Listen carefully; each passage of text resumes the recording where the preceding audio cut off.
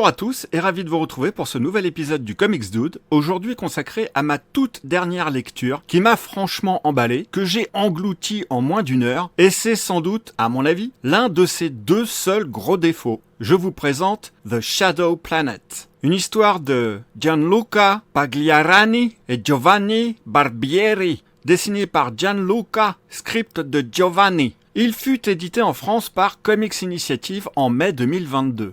The Shadow Planet est un récit qui, si j'ai bien compris, était destiné à devenir un film de série Z, mais les auteurs n'ont sans doute pas réussi à le vendre, alors c'est devenu un comic book, et ça se comprend. Ben oui, car ce n'est ni plus ni moins un savant mélange de The Thing et Alien, avec de l'horreur cosmique Lovecraftienne et un côté rétro-futuriste. Alors, en comic book, ça passe vraiment bien. Au cinéma, je pense qu'on aurait vachement eu l'impression qu'on se foutait de notre gueule. Alors ouais, je sais, vous allez me dire que The Thing et Alien ont déjà un côté Lovecraftien. Oui, je sais bien. Mais là, en plus, il y a un autre petit côté Lovecraftien, en plus de déjà ces petits côtés-là. Fallait bien un peu d'originalité, si je puis dire. Bref. L'équipage d'un vaisseau, dont le nom n'est jamais mentionné, je m'en rends compte en écrivant ce résumé, reçoit un message de détresse du Rico, un vaisseau de recherche qui, soi-disant, aurait explosé 30 ans plus tôt, mais qui apparemment s'est écrasé sur une planète qui se trouve à proximité. Malgré une fenêtre étroite pour le rendez-vous de leur mission principale, le capitaine organise une mission de secours.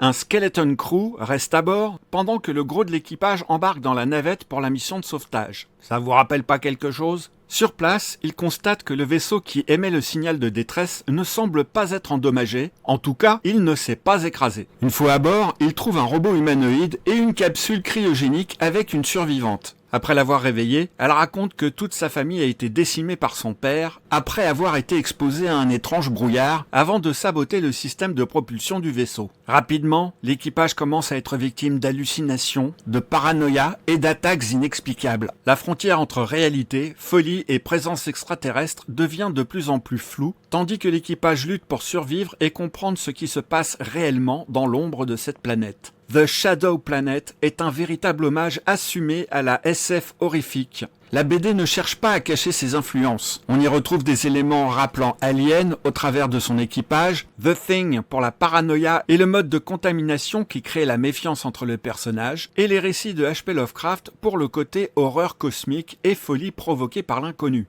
La BD ne cherche en aucun cas à réinventer le genre. C'est plutôt une déclaration d'amour aux séries B et aux films d'horreur spatiale des années 80. Visuellement, l'album assume parfaitement son côté pulp. Et bien qu'en postface, les auteurs précisent qu'ils ont tout d'abord envisagé la volonté d'en faire un long métrage, nous ne pouvons qu'apprécier pleinement que leur storyboard soit devenu au final un comic book qui, de ce fait, profite des possibilités illimitées de ce support. Il est vrai que son intrigue reste relativement prévisible et que les personnages sont parfaitement stéréotypés avec au final peu de développement psychologique. Mais franchement, d'une part, les personnages fonctionnent vraiment bien avec leurs clichés et la part belle est faite à l'action et à l'ambiance, ce qui donne une lecture fun qu'on dévore sans aucune crainte d'indigestion.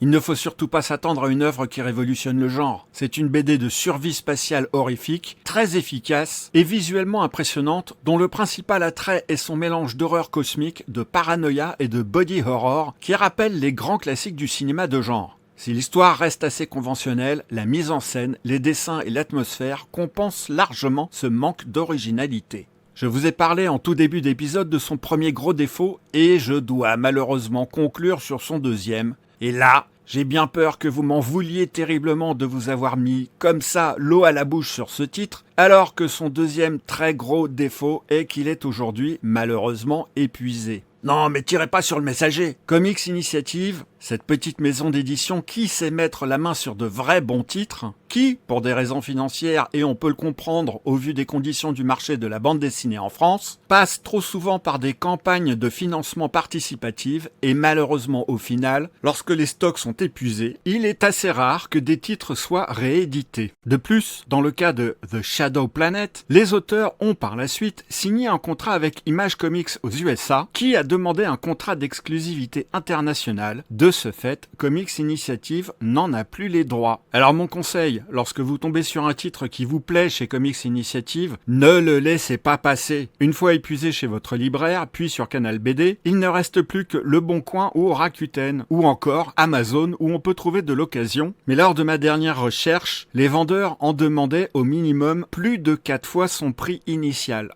J'ai contacté Comics Initiative concernant plusieurs de leurs BD aujourd'hui épuisés que j'aurais aimé avoir dans ma bibliothèque, dont The Shadow Planet, et voilà que j'apprends qu'il leur reste plusieurs exemplaires en stock. Alors, pour me faire pardonner de vous avoir mis l'eau à la bouche sur une BD vraiment sympa, j'ai voulu faire une opération exceptionnelle sur ma chaîne, rien que pour vous. J'ai voulu leur en commander pour ensuite vous les offrir, ce qui était à la base une opération coûteuse pour moi, avec l'achat de comics plus l'envoi. Eh bien, figurez-vous que Comics Initiative va me donner gratuitement 2 exemplaires pour que je vous les offre. Oui, vous avez bien entendu. Ceci est donc une opération en partenariat avec Comics Initiative pour vous offrir 2 exemplaires de The Shadow Planet. Pour cela, il vous faut bien entendu être abonné à ma chaîne. Ben oui, quand même. Me laisser un commentaire sympathique, nous remercions chaleureusement Comics Initiative et moi-même. Intégrez dans votre commentaire les 3 mots de passe que j'ai laissés dans la marge de ma vidéo, prouvant que vous l'avez regardé dans son intégralité.